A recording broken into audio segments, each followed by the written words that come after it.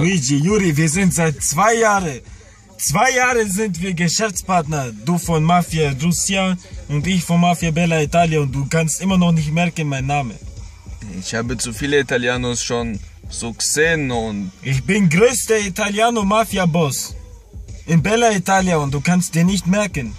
Das Leben ist hart, ja? Da kannst du nicht jede Mensch Name merken lassen. Weil ich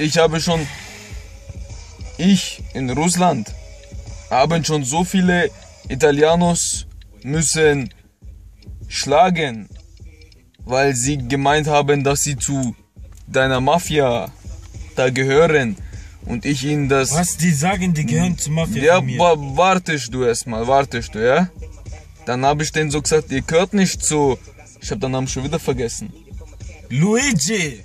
Juri, Luigi! Genau, Francesco. Also ich habe